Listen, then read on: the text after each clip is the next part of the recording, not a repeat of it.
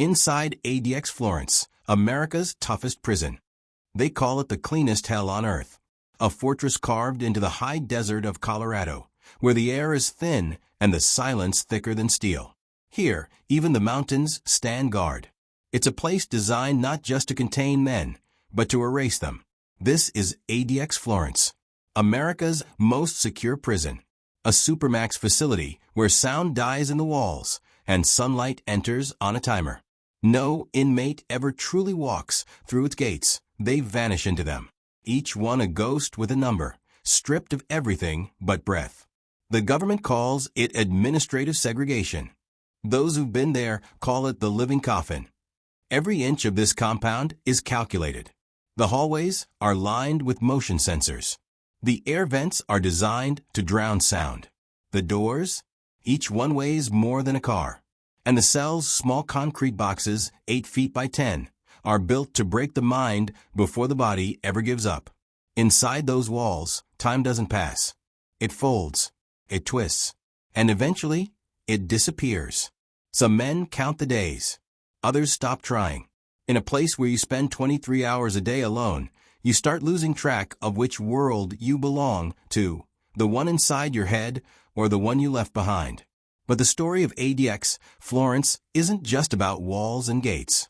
It's about what happens when the human spirit is pushed past its breaking point, when silence becomes a weapon, and the echo of your own heartbeat feels like a stranger's voice.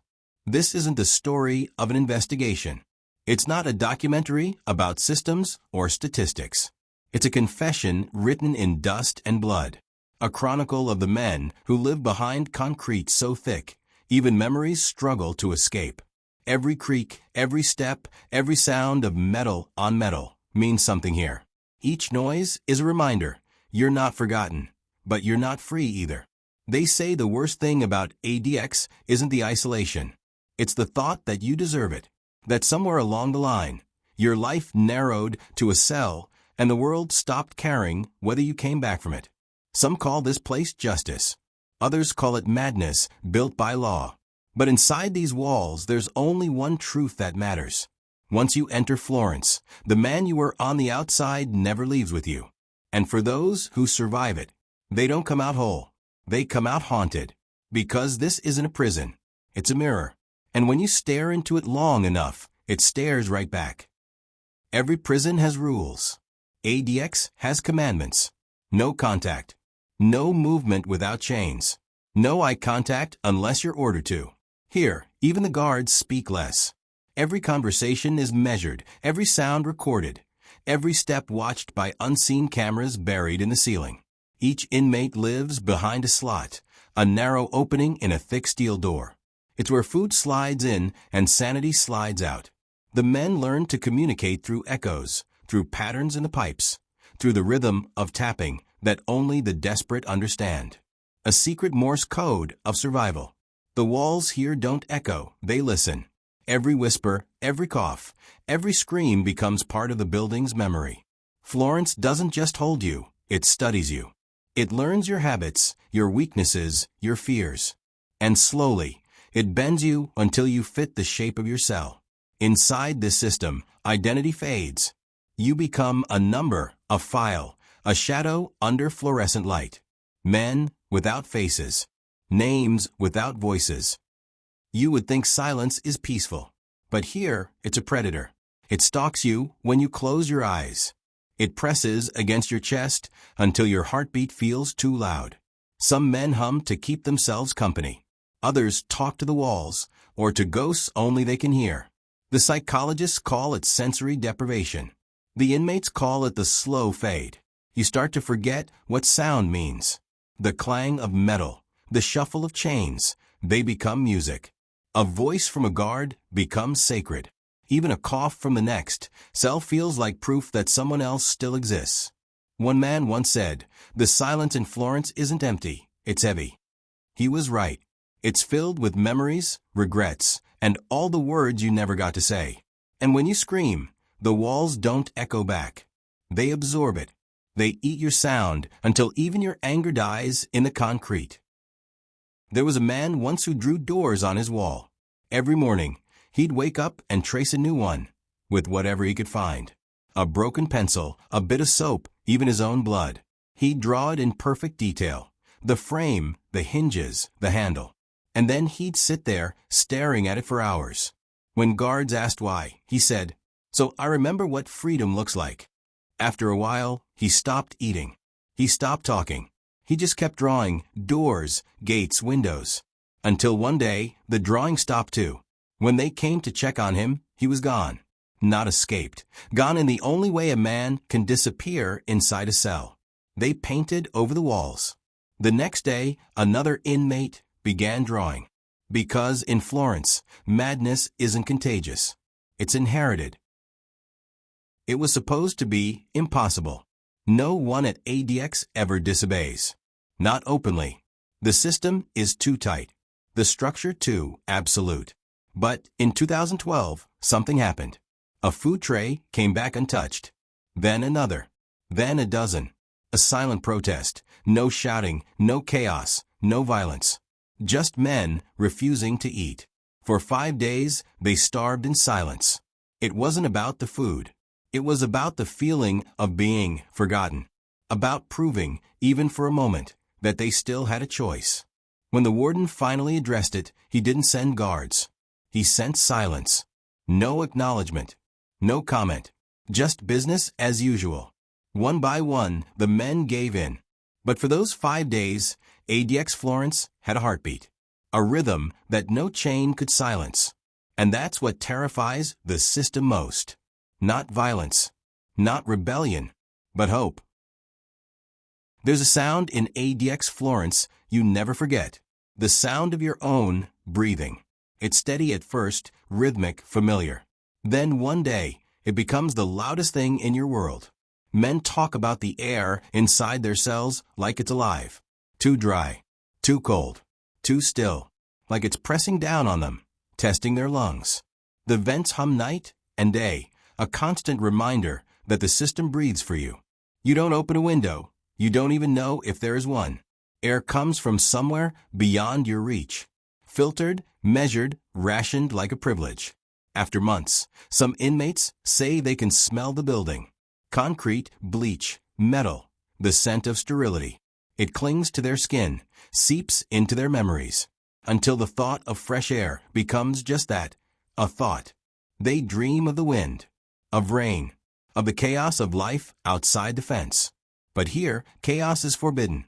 Even nature is controlled. Every inhale is the same. Every exhale a reminder. You're alive, but only because the system allows it. And in that moment, you start to understand something cruel and simple. Freedom isn't a space. It's a sensation. And at ADX Florence, even that has been confiscated. If you listen long enough, the building speaks. Not in words, but in patterns, vibrations, taps. Some swear they can hear voices through the ventilation, like echoes traveling from one mind to another. The vents become confessionals. Men tell their secrets to the dark and hope that anyone is listening on the other side. A voice through the steel can save you from madness, even if it's just a whisper that reminds you you're not alone. There are stories of inmates who built entire friendships through Morse code, tapping on pipes, counting seconds between responses. Two men connected by rhythm instead of sight. And then one day, the tapping stops. No goodbye.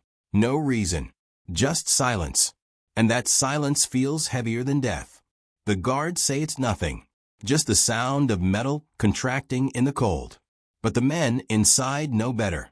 They know the building remembers every whisper, every secret, every desperate word. Because in a place where speech is forbidden, even the air becomes a witness. There was a man once, a quiet, educated one. Before this place, he taught calculus in a small-town college. He was convicted of conspiracy and violence, a lifetime sentence in numbers. Inside ADX Florence, he found comfort in what he knew best, equations. He began writing formulas on the wall, calculations of imaginary worlds, dreaming of systems that made sense when nothing else did. Guards said his cell looked like a chalkboard of chaos. Symbols carved with a spoon, fractions scratched into paint. He wrote to survive, to create meaning in a place built to erase it. But one morning, the equation stopped.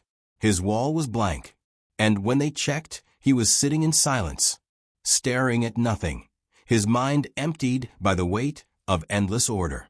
They painted the walls again. The math disappeared.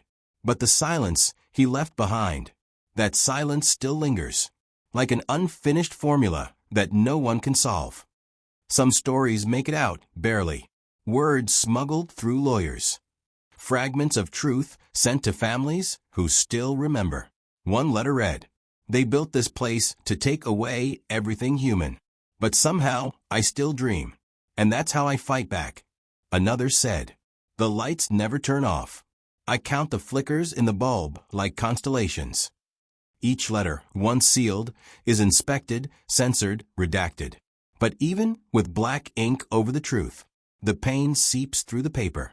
There's something raw about handwriting from a cell. The shaky lines, the smudged ink from trembling fingers. You can feel the isolation trapped between the words. These letters don't seek forgiveness. They don't ask for sympathy. They just want to be heard. Because in a world that forgets you exist, writing becomes rebellion. Every word is proof. I'm still here. Time is supposed to move forward. But in ADX Florence, it folds in on itself. Days lose their names. Hours dissolve into repetition. You wake, you eat, you sleep, all at the same rhythm. There's no sunrise, no sunset.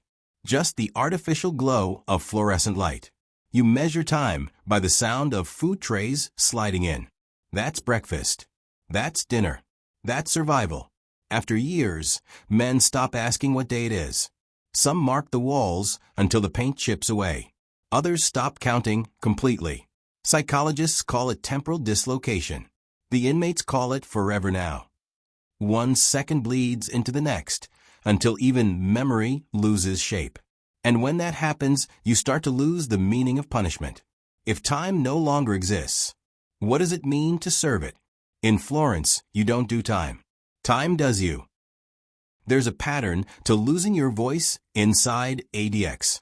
At first, you whisper, careful, cautious, almost reverent.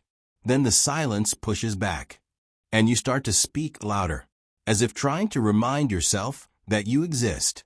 But over time, you begin to forget the rhythm of words, the shape of vowels, the texture of your own tone. Some inmates describe it as fading. Not dying, just dimming. Like the slow turn of a light switch in an empty room. The human voice isn't built for silence. It needs echo, response, conversation. Without them, it curls in on itself, shrinking into a whisper only you can hear. A man once screamed for hours, not in pain, but in memory. He was afraid of forgetting how to sound human. When the guards came, he just smiled. He told them, "Now I remember what I sound like." And then he went quiet again. Because sometimes, the only way to hold on to your voice is to lose it on your own terms. Every cell has a mirror, a small, scratched piece of metal bolted to the wall. It doesn't reflect clearly. Your face looks warped, distorted, as if even your reflection wants to escape.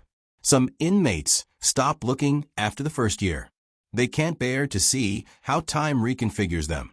Others stare for hours, searching for the person they used to be. One man used to talk to his reflection every morning. He'd say, "You're still here." A ritual of survival. Then one day, he covered the mirror with a towel and never took it off again. He said the man in the mirror stopped answering. And that's the quiet horror of isolation. It doesn't just steal your world. It steals the witnesses to your existence. So you start to wonder, if no one sees you, are you still real? Order is everything here. Every movement, every sound, every gesture. Calculated, documented, archived. Breakfast at 6. Exercise at 9. Count at 12. Light check at 2400 hours. The guards say routine keeps things safe. But for the men inside, it becomes a different kind of sentence. You learn to time your heartbeat to the schedule. You eat when the light flickers. You sleep when the footsteps fade. You exist between orders, like a machine waiting for its next command. They call it total control. But really, it's total surrender. Because when every choice is made for you, you stop being a person. You become procedure. And in Florence, procedure never sleeps. The worst part isn't the noise. It's the quiet that comes after. There's a point where the mind begins to fold. Dreams and memories blur. You start seeing things that shouldn't be there. Faces, shadows, conversations that echo in the dark. The psychologists call it second-dose psychosis. The inmates just call it the deep end. One man said he began talking to the ants on his floor. Another drew imaginary windows on his wall, so he could watch the sun rise. Some made entire worlds in their heads. Cities, families, new lives. Because imagination was the only freedom left.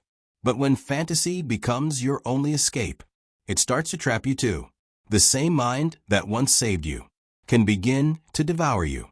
And that's when the system wins. Not with walls, but with silence. Every inmate dreams of one thing. The sound of a door opening. Not the food slot. Not the steel hatch. The real door. The one that leads out. Some never hear it. Others hear it once. But it only leads to another box, another world of gray. Freedom here is a rumor, passed like contraband between the hopeless.